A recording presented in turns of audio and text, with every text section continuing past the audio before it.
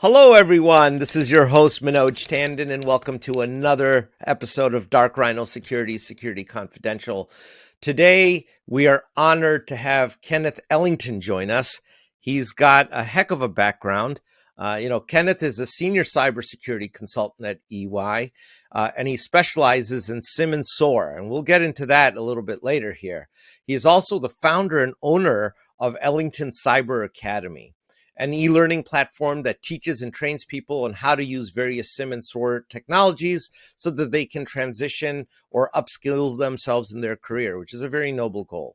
On top of that, Kenneth is also a part-time associate cybersecurity instructor at the University of Houston and a cybersecurity trainer at Blacks In Cybersecurity. Welcome to the show. How are you Thank you. doing today, Kenneth? I'm doing pretty well. It's kind of cold outside for Dallas, but other than that, everything's been pretty good so far. Oh, so you're down south in Dallas. So tell me what cold is. I mean, You guys.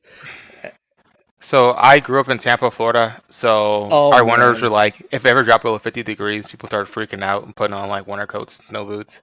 So for the past week, it's been like in the 50s and 40s. So to me, that's cold. That's a nice spring day in our neck of the woods. So, I'm up here in Pittsburgh, and the Northeast 50s, man, that's a good day. You can go out in a t-shirt. That's not sweater or hoodie weather. That's cool. But you grew up in Tampa, so I can see how you could see Dallas being a little cold. Makes sense. Yeah, still trying to get used to it. It's a work in progress. When did you get there, by the way? When did you get to Dallas? So I graduated in 2020 from USF, and I moved about 9 months after. So like late winter of 2021. So I've been here for about almost 2 years now. Not like Florida? Seems like a nice place to live. A lot of people would be like, Tampa's a good town. Why? Well, I moved because they gave me a job offer from my old company. They Okay. paid me a good sum of money, so I'm like, I'll move. You know what? That's motivation. I guess that's a good reason. I didn't know if you had done that just because you thought Dallas would be a good place to be. So thanks for sharing. So let's, in fact, we talked just briefly here about you got started in Tampa, but I understand that you were in the deli business at one time. And Yes. now you're in cybersecurity, which is interesting enough in and of itself. But since we are in the holiday season, I can't resist asking you, do you have a sandwich recipe or an idea that you can share with our listeners that they can make themselves over the holidays? That would be great. Well, my favorite sandwich, and this is probably most true for most people that go to Publix in the South, is the chicken tender sub. So what we normally do is Okay. I like to toss mine with like Chipotle gourmets, which is like a spicy Chipotle sauce. Ooh, I sounds add nice. salt and pepper, lettuce, onions, green peppers, and then we toast it with butter on top of it. So as long as you can fry the tenders, and you can probably make the recipe at home. That's pretty cool. That sounds good. Now, when you're making the spicy sauce, are you using jalapenos, habaneros, or how spicy is spicy? I mean, it's not too spicy in my opinion, but I'm used to eating spicy food. So they gave us like we use like the Boar's Head Chipotle gourmets that comes from Okay. Boar's Head. So it's not like overly overbearing. I guess a follow up to that, this is just more of a curiosity from someone who's been in the business, is how important are the ingredients? Like if you buy the ingredients at your local deli versus buying them at your local grocer versus going to a Whole Foods or Trader Joe's or something like that, is there a difference there from Yes, someone there that's is. been? Quality is super important. So one of the reasons why I hate shopping at Walmart, among other things. So it does matter a lot where you go to shop, especially for like actual Whole Foods. So normally I try to stick at like Publix or Whole Foods for my ingredients because they're normally pretty high quality. So if you use like crappy ingredients, you're gonna get like a crappy product. So normally the more you pay, the better it'll taste. Not always, but in most cases. Well, I guess that's advice that could apply to a lot of different things in life, generally speaking, right? If you don't have you don't have quality in, you're going to get garbage out. And that can be an umpteen number of things. You appear to be very interested in educating others. Where Yes. does that passion come from? Is there a story behind that's driving that? So I would say it's a lot of factors. One big one was probably my father. Um, so my family is from Jamaica originally, so they didn't have much growing up. So for me, like always seeing my dad work hard, but always being happy when he came home was like a big influence on me. So like just giving back towards people, especially people that look like me. For historical reasons, we've been denied those opportunities. So trying to like bridge that gap as much as I can. Also that I think, in my opinion, most teachers are, from my experience, most teachers aren't that good. Because for me, if you think about it, I don't remember like majority of my teachers like throughout high school or middle school, right? They didn't really have that big of an influence on me. That could be for various amount of reasons, but I want to be that one teacher that they'll remember me 20 years down the 20 years like down the line. So I always just try and do my best, trying to make it as organized as possible, trying to leave like a big impact on their lives is super important to me. What characteristics do you have to bring into your style of teaching to you think that allows you to leave that kind of an impression where a lot of the field is not, many teachers are just not doing those things? I would say you have to be empathetic and passionate, and understanding, and patient. Patient probably being the biggest thing, right? If you worked in cybersecurity, you know there are people that are just good engineers, right? And they're just good engineers, right? They can't explain Yep. anything towards their client. They'll freak out if the client doesn't understand it. It'll curse them out, Oh right? yeah. So same thing with teaching, right? If your student doesn't understand anything, you can't like slap them across the face and say, "Don't do that again," right? It's not gonna work. You have to be understanding. Put yourself in your shoes. You were once them, right? Years ago, so understand that they may not get it at the first time, the second time, or the 10th time. You have to keep at it, be understanding of what the situation is, and just keep going at it and try to explain in different ways until they understand it, which may take a day, it may take a month, it may take a year. Doesn't matter, right? You just have to be with them and keep going on. So conversely, Kenneth, is there what's the role of the student there? Is there a way to be a good student as well? Yeah, there are things I tell my students. For them, I also try to tell them be patient, right?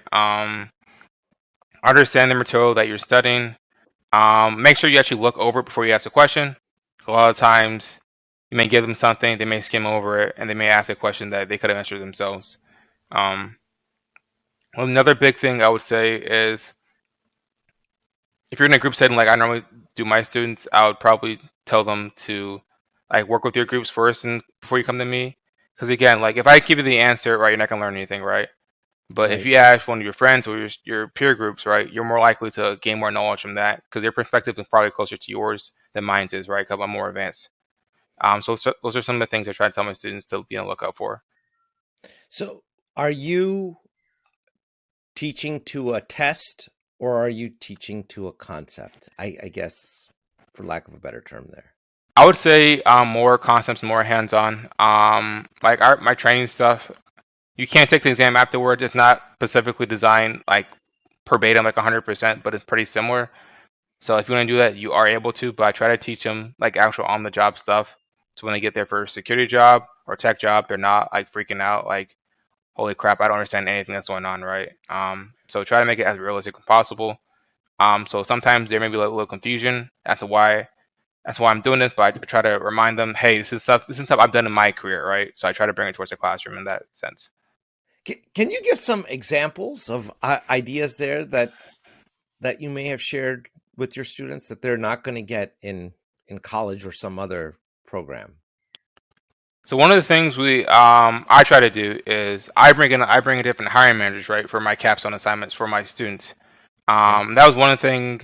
Even though I spent like I think $30,000 to $40,000 at USF, I never really got in my classes, right? So that gives them real world experience of actually presenting in front of like a hiring board or a panel of managers, right? Because most college classes you're not gonna get that experience, right? Especially for cybersecurity. Yeah. So the presentation and soft skills that people I think a lot of times they want to gloss over, right? Everyone wants to be like a hacker in a hoodie. or get the launch codes for like Russia or something. Right. That's not how it normally works for most security jobs. So I try to stress the importance of being able to explain your point, being able to explain what you're trying to get out of it, setting the stage. Those are very important things. And when people don't understand that cybersecurity, unless you're like a consultant like me, you normally cost your firm money, right? Cybersecurity is like Right. kind of the fire department for a city. It's important because if you don't have a fire department and the city burns down, then things aren't going to go well, right? Right. But it costs money, but it's still important. Same with cybersecurity, right? So I try to stress that importance towards them. You need to properly explain why this tool is going to cost the firm $2 million, right? You just can't say to defend everything. Your boss can be like, okay, but how does that help us, right? If you can't explain that, then you're not going to get the budget, and then attack's going to happen. Then you're going to get blamed, and you're going to lose your job, right? So being able to have those soft skills and be able to properly explain things is incredibly important, in my opinion. Oh, I think that's been something that I've been critical of in past episodes of this program, where we've had various guests on. That a lot of times the disconnect that's happening in getting the right budgets procured or getting the right things done in a company is not really even a lack of desire on the part of the executive team. Some of it lies with our own colleagues, where they're not able to explain in business terms why various aspects of the program are needed. And if you're not able to put your thoughts in those terms, and it's very hard to get the necessary funding, resources, and whatnot to do whatever it is that you are wanting to do in the program. So Yeah, that's something I've seen throughout my career. Um, so I've been trying to like push that strongly inside the stuff that I yeah, do. those soft skills are immensely important. And one thing that I would put out to our listeners out there is one soft skill that gets underrated is your ability to write. I think that ability to communicate in brevity in a format that people who are not in the business are going to be able to understand is going to have a factor on one's success. When you were in college, I guess let's go back a little bit. Why cybersecurity? How did this happen? Because I understand, you have a little bit of a background. You did a minor in business. You were in computer science. Why cyber and not as opposed to going into coding or working at Google or Microsoft in a more development capacity? I just curious, please. Um, I'll so I'll start there at the beginning. So originally, my dad's a software engineer. He's been on for the past like 25 years, right? Okay. So he tried to make me do. We tried to. He didn't like force me, but he strongly pushed me and my brother to try to do programming. Okay. Throughout high school and college. So originally, like back in high school, I think I was like a freshman. This was like one summer. He asked me to do like a Code Academy course. I did it, and I thought it was like the lamest thing ever. I told him, I'm like, Dad, so you type in the keyboard and you make and numbers pop up and the program's wrong. People pay you $1,000 to do that. I'm like, that's the dumbest thing ever. Why would anyone ever want to do that? So I didn't do programming. I Okay. did business when I graduated from high school. And then fast forward 2 years, get my associates from HEC, and I go to USF, right? Yep. I started in business management, but I thought I want to kind of specialize and do something a little more specific. My dad's like, why not IT, Kenneth? I'm like, it's a great idea. And so that's how I kind of got back into IT. And then fast forward another 2 months, yeah. So 2018, that summer, of working at Publix, I let everyone know that I wanted to do IT or cybersecurity. But it's one of the big things we try to tell people: let people know what your passions are and your desires, so they can speak Okay. on your behalf when you're not in the room. So that's what I did. And then my store manager comes to me, Lori. She's like, "Hey, Kenneth, the director of cybersecurity at Publix is going to come in our store next week. Do you want to meet him?" I'm like, "Oh, yes, please." Wow. I'm like, yes. So she set up a meeting with him. His name's Rick Rampola. So he sat me down. I told him what I wanted to do, and he's like, "Hey, Kenneth, you ever thought about cybersecurity at Publix?" I'm like, "I thought we just sold groceries.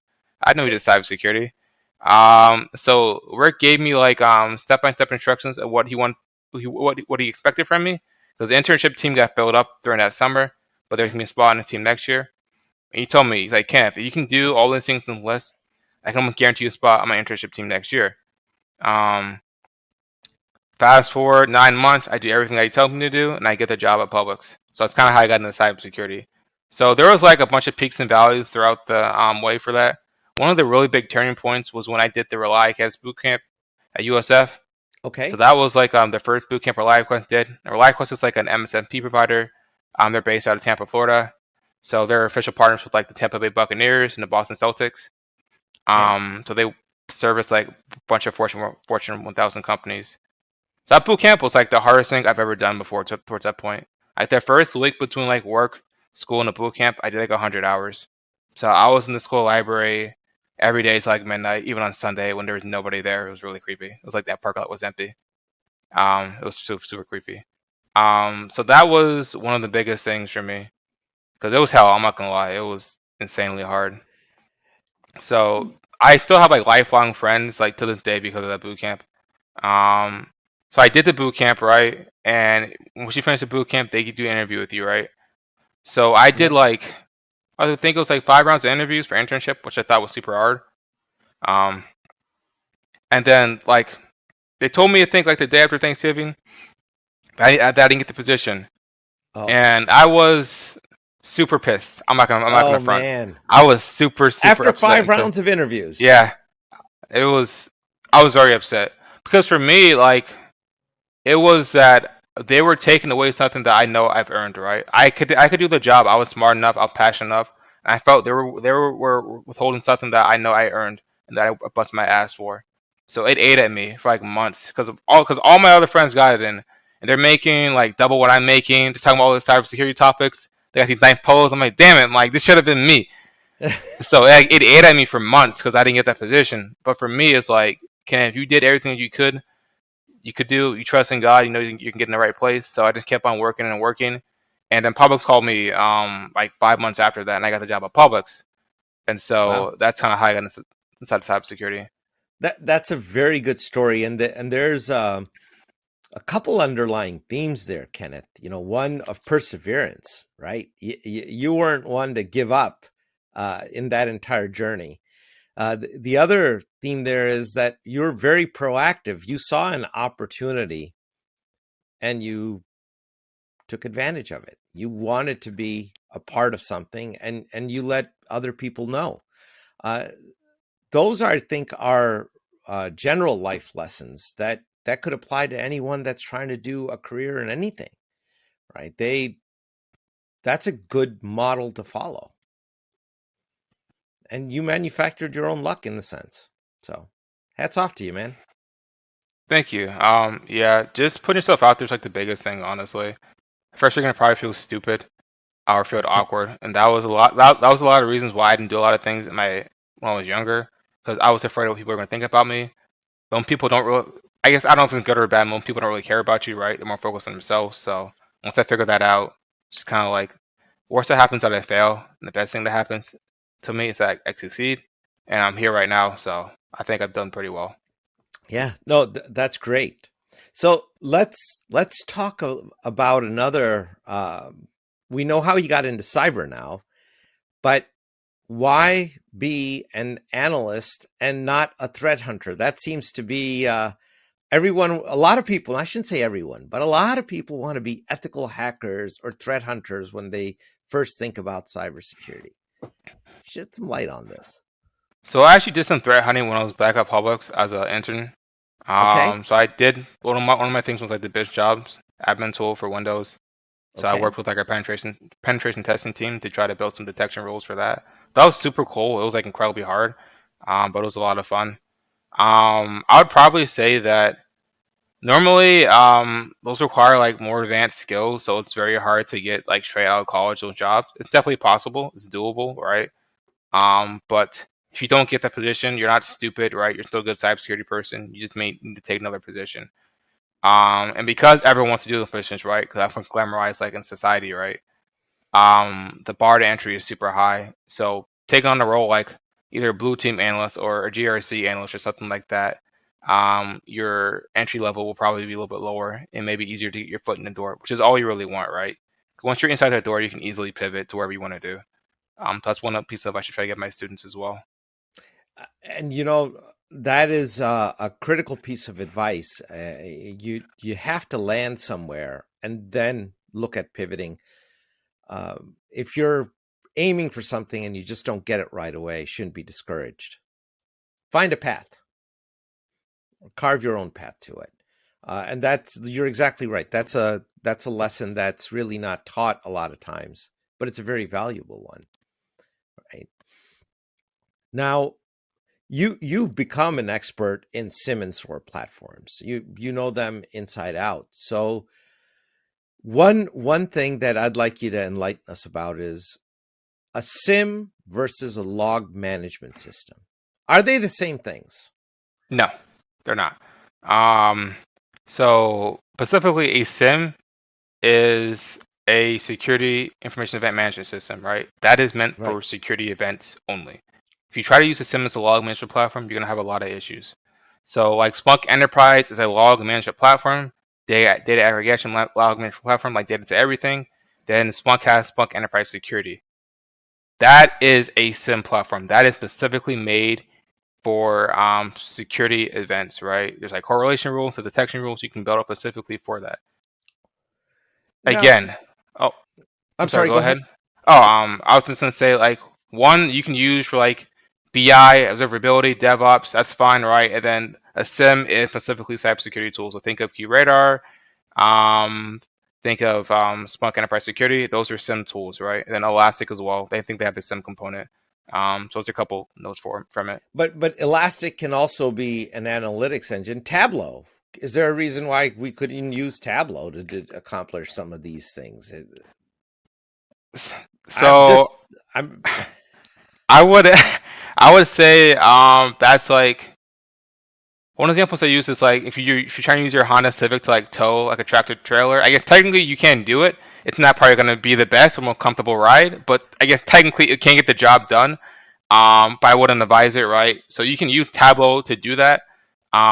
It's just going to be like a whole mess. So I would highly suggest if your organization has the money to invest in the actual SIEM solution, just open source ones as well. If you're not your company isn't like Apple or Google, but trying to use like a data lake or a Tableau, like a BI tool or Power BI as a SIEM platform is a big mistake in my opinion. Well, it's been tried multiple times, and I'm sure it'll be tried again, unless someone listens. But you're absolutely right. They are two different animals altogether. Now, do you have to have a log management platform to have a real good SIEM operation going in the SOC? So it depends on what platform you use. If you want to have like, for example, like Splunk Enterprise Security, you have to have Splunk Enterprise because Splunk Enterprise Security sits on top of Splunk Enterprise, right? It's like a premium app. Yeah. So that's one thing. I think like QRadar, you have to have some QRadar. I think you can get straight out of the box, if I'm correct. And Elastic, I think Elastic's like the same thing. I think you have to have like the base Elastic, Kibana stack before you can get like the security tools integrated inside of it. So normally, I would say probably, because you normally want to get like a baseline of your environment before you try to like take the security tool for that next level. One of the things I've always seen, I've tried to tell my different clients is that you need a baseline of what you're doing, right? Because if you don't know where you're at, how can you know where you're gonna go? And so they try to like ingest everything like under the sun, and then like, well, why isn't it working? And I'm like, you're ingesting terabytes of data, right? Your system's designed for that. But you know what? The vendors are telling them to ingest everything. I can't tell you the number of sales reps out there that are saying, we'll take in all your logs. I wonder why. I mean, if they're not like incentivized to get more money with the more you ingest, right? Of course not. That wouldn't be the case. No, would that be? I don't know.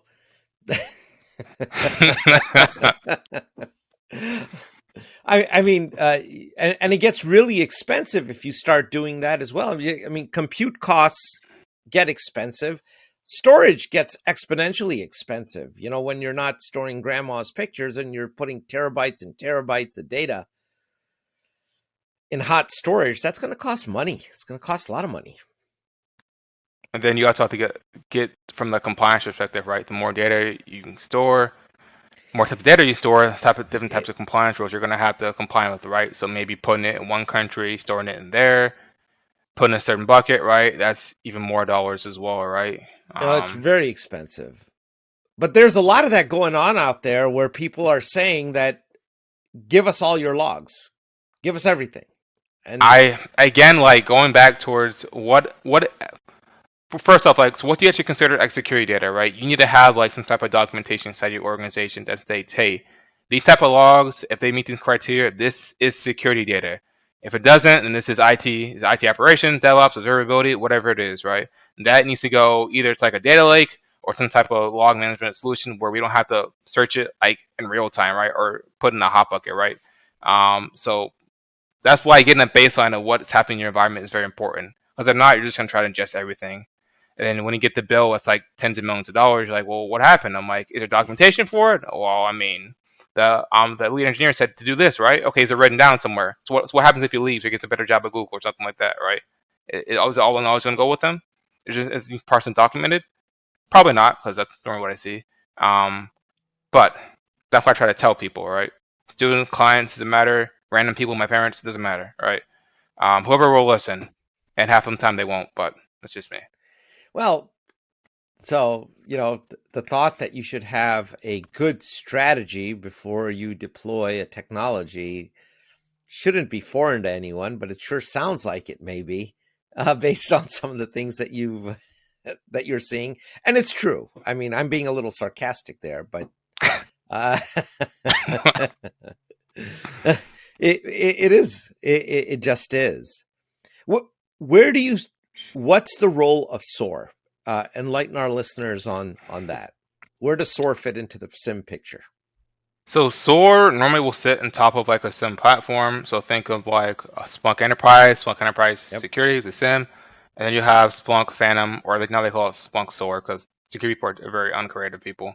Um, it is. Everyone has renamed their stuff to like SOAR. So now it's not Demisto, it's Palo Alto SOAR. It's not Resilient, it's IBM SOAR. I'm like, wow, really creative. But anyways, like a SOAR platform is designed for like more of the response process, so like incident response process, right? And SOAR, for those of you who don't know, stands for Security Orchestration Automation Response. So normally you will have an event, an alert, and then an incident. An event is something that happens, right? A log gets generated. Yep. It could be good, it could be good, it could be bad. You don't know, it's just an event. An alert is something that may be potentially may be something bad, right? More work needs to be done to look at it. An incident is something is actually going wrong, something is actually bad. Once that rises towards like an incident, right? Then you should have like a SOAR platform, right? That it gets sent to. And the SOAR platform can like automate that response, right? They'll have workflow actions. You'll have playbooks that you can run to try to automate that response. And you can have like human eyes put in on different processes depending on what it is, right? You can customize it as much as you want, or you can keep it generic.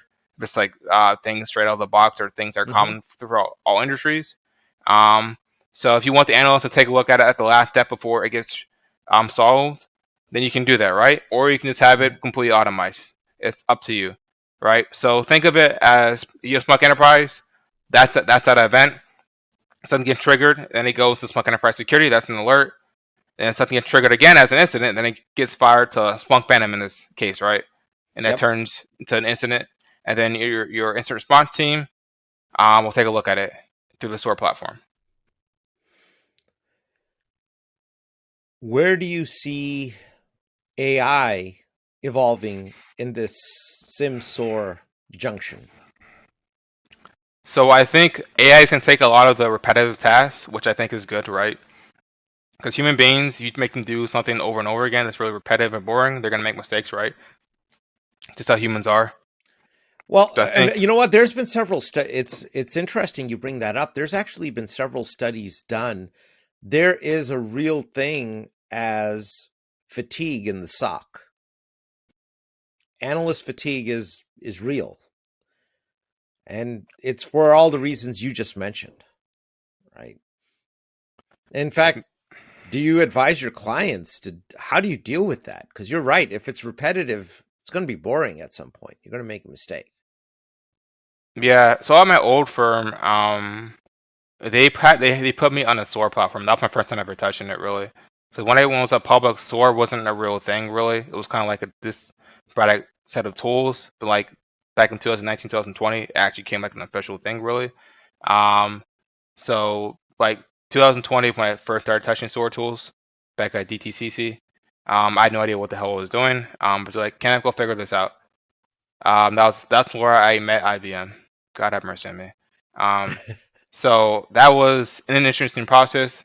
I was told we were trying to like automate some processes. Something that was supposed to take like a couple hours took like 5 months to get figured out. So that was that. Um, but with like automating things and sort, we're using AI.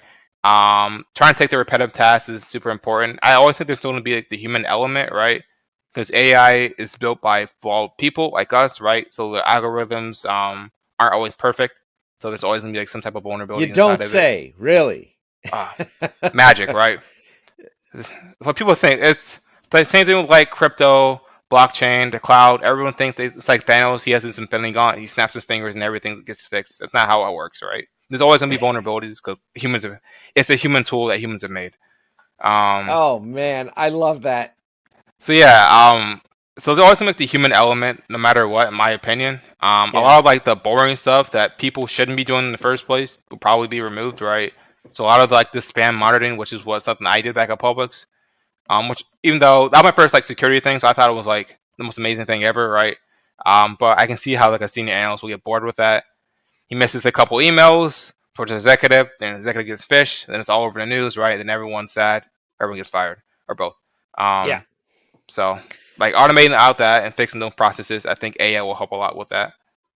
Well, you know, there's some companies out there that are offering a managed service that is not, and their names, I'm not going to mention them, but they're names that you know for sure, Kenneth. The big organizations where they're saying, if at a much cheaper cost, we'll offer you a SIM with an AI analyst on top, so no human's going to look at it, right? And now the perception, and I've seen it, is that, well, we really don't need the human.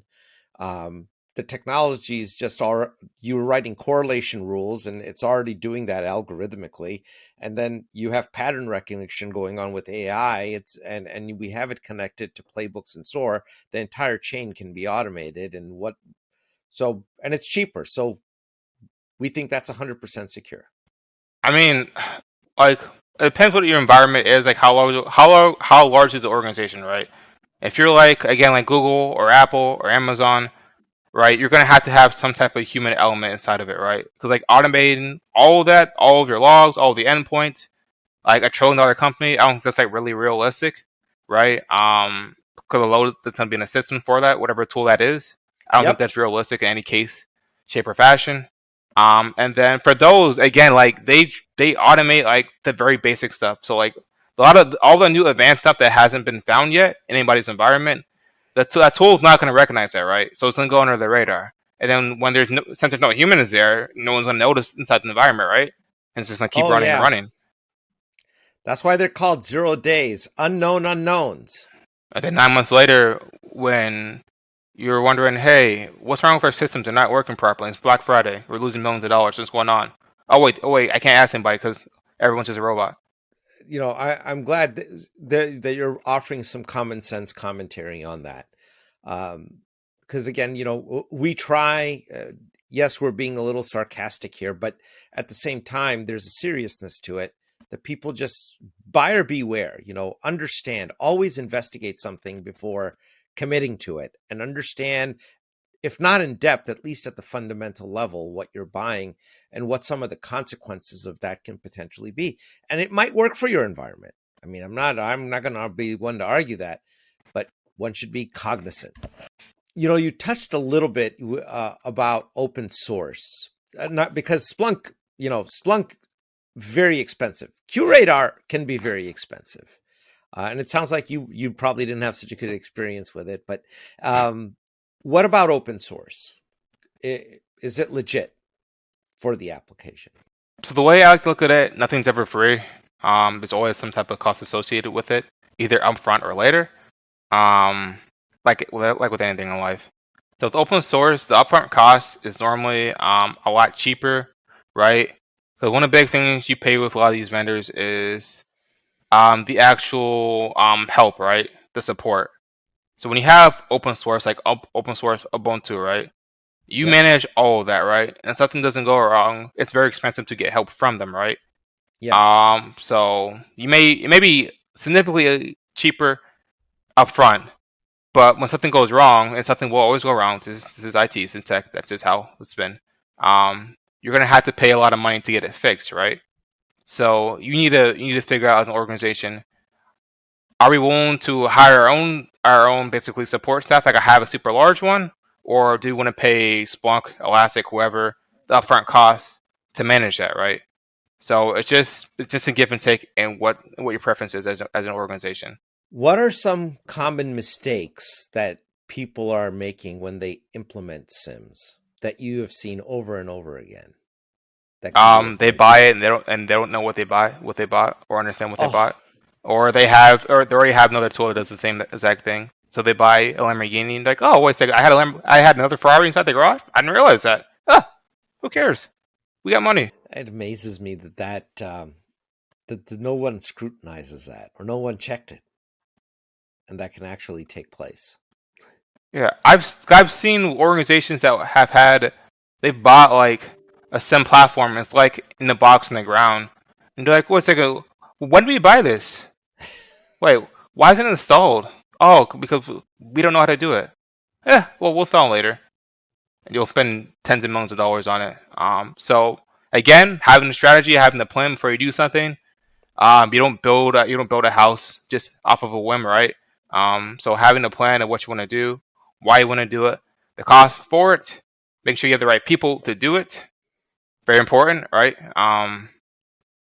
And then understanding once it's installed, if you get towards that point, hopefully, um, being able to actually properly run and manage it and tune it when needed. Let's go down that path of tuning. Can you ever be done tuning a sim? Can you ever be done like tuning your car, right? No, not Same really. thing. There's It's a always going to be maintenance maintenance. task. Yeah, it's always going to be maintenance. So always something that needs to be fixed, tuned, modified, upgraded, right? It's just like anything in life. It's like your body, right? You don't work out one day and you're like, oh, never again. I'm done for the rest of my life. So it's a constant update, making sure it runs properly, make sure people are trained with it, making sure it has the right updates, making sure, um, yeah, updates, making sure people are trained. Those are some of the things. Yeah, it's I specifically focused on that because there's a notion there that we've got it implemented and we're done at the higher levels. I know the practitioners don't believe that, but people need to understand exactly what they bought, as you alluded to earlier. And there is an expense, there's an ongoing maintenance with that. And it's not something that you can just brush off and say, we'll get it implemented. And then I got one guy that's going to be the analyst, the tuner, and, the grand poobah, the SOAR administrator of it all. It doesn't work that way. No, it really doesn't. It doesn't work that way. And they wonder why the people quit. Like, I don't understand. Why did Johnny quit? We made him do 10 people's jobs. I don't get it. Well, because you made him do 10 different jobs, and he's probably not getting paid for it, so he's not probably happy with that scenario. Let's switch gears a little bit and get to your academy. So when we look at the Ellington Cyber Academy, what is your core mission there? What are you guys about? So the biggest thing ECA like to do is trying to get normally people of color into cybersecurity, specifically for SIM and SOAR. People often ask me, "Hey Kenneth, why don't you teach ethical hacking and penetration testing?" Because I don't like those things, right? I don't want to do a job for 1 week and write a dissertation on it, right? That doesn't interest me. So that's why I don't teach ethical hacking or penetration testing, because I don't like it myself, right? I don't want to teach you something that I'm not passionate about, because you're gonna be able to tell from that. So SIEM and SOAR is the two specific things that our academy focuses on. Um, one of the reasons is I personally have not seen a lot of people that look like me in this field, so I'm trying to bridge that gap, right? Um, I haven't seen a lot of people when I was learning, talking about this, working with this, so I thought that was an area that I could excel in. Um, and then going back towards earlier in the show about how I don't think a lot of people are good teachers. Some people have bad experiences with teaching, right, which may affect them getting inside cybersecurity. And so we try to try to do something that's simple, or it's the complicated simple, right? Just having good material, being honest, being empathetic with students, being there if they need us, just those simple things. Now, just playing devil's advocate, when we look at other online learning platforms, and I won't mention them here, but there's a whole plethora of them out there, right? How does ECA differentiate from that? Because those are guys are going to make the same claim. They're going to say, we've got a good platform, we got a lot of structure, it's self-paced, student can learn, and we're not uber expensive. So for me, I'm a big component in believing you get what you pay for. Excuse me. So one of the things we try to differentiate ourselves is we try to bring in hiring managers and recruiters from actual companies, right? We're not a college, so I'm not gonna charge you $20,000 for that. It's pretty affordable. And so actually going back towards the presenting thing, presenting in front of actual people that want to hire you if you do well, with these assignments, these capstones, right? I don't work for Elastic, I don't work for Splunk, I don't work for IBM, right? So I'm not a salesperson. If I think this platform is crap, I'm gonna let you know and be very honest with you. If I think it's good, then we'll put it inside our program and use it. So that transparency, I think, is incredibly important. And we've gotten 3 people hired this past 6 months. So one works at VMware, one works at Samsung, and one works at GM Motors now. Oh, wow, So just fantastic. thank you. Very proud of them. They busted their behinds to get to where they are. So we're just proud to be a small part in their success stories. And how many students have you put through the program or are currently enrolled right now? So currently enrolled, we're on our second cohort. We have about 5 students. Some are repeaters because they loved it so much they want to take it again. So we have about 4 new students. We're in the process of their last capstone is in about 2 weeks. And then we'll be starting their interview and resume prep process this winter, so we can try to get them hired in the next couple of months. So our next cohort will be in January, and my apprentice, who I brought on, I'm so proud of her, Courtney Wright. She's an awesome young lady. She's been killing it for the past like 4 months with me, so she can actually be leading the next cohort. Again, I'm a big component of putting people in positions where they can be successful, right? So I've taught her everything that I know about Splunk and SIM, and now I want her to teach it and give back towards the community. That's fantastic. And is she doing this full time? She's doing this part time, so she is a service technician at Apex. Okay. So we've been trying to get her cybersecurity position over the past month because she finishes up her bachelor's degree, I believe, this semester actually. So this month, if I'm correct. Oh, wow. That's admirable work. And Kenneth, did you put together the curriculum at ECA? Is that all you're doing? Yes. So there are free links and like free documents, but like the scenarios, the videos are all mine. So I built that from scratch. Just so our listeners understand, in terms of costs, is this something like they're going to have to take out a car loan type of situation No, for? no. The most expensive one we have right now is about 1650. That's about for 8 weeks. You get interview prep, resume prep as well, resume revamp, as well LinkedIn revamp. You get put in front of hiring managers. You get lifetime access towards our Slack channel, and you get put inside of our recruitment portal as well. So I think that's a pretty fair price compared if you go to other vendors. I won't name them, but you know who they are. Oh, there's vendors out there that you'd be paying $5,000 or $8,000 for your introductory classes, right? And Yeah, so trying to keep it pretty affordable. I'm not ever gonna probably put it above like $5,000, honestly. That would be like down the line, but for now, I'm trying to keep it as affordable as possible so people can get inside cybersecurity. How do you see ECA evolving in the future? What's your vision for it 5 years out? 5 years out, that's a Or long. 3 years out? How about that? 5 is too long. Yeah, So even 3 might be long, but I'll say this: over the next year, I'm trying to build more business to business. So build more partnerships, so our students can have direct pipeline to companies. That, and then starting to do more training for companies, right? So taking over their training programs and offering what we have for them to replace that, right? I know it can be kind of expensive for companies and it takes a lot of time and effort for it. I was going to, in fact, ask what's the response been like from the corporate side towards that? It's been a mixed bag so far. I think a lot of companies still want to see what we can do, get more students hired. So I've been chugging away as much as I can to try to help my students out and just try to prove the concept of, hey, we can actually train good cybersecurity professionals here, right? So once that process keeps growing, which it will, I have faith in that. It'll be a lot easier to actually push that towards businesses. I mean, I've gotten 3 students hired like Fortune 100 companies in the past couple months, so I have faith in what I'm doing. Have you considered maybe looking at federal grants where you could do training like this for even high school students who are deeply interested in this topic, and they could learn this as a vocation getting out? That has been one of my ideas as well. That, and I work with the VA to see if I can get a government grant for that as well. So I'm in the process of trying to do my research for that.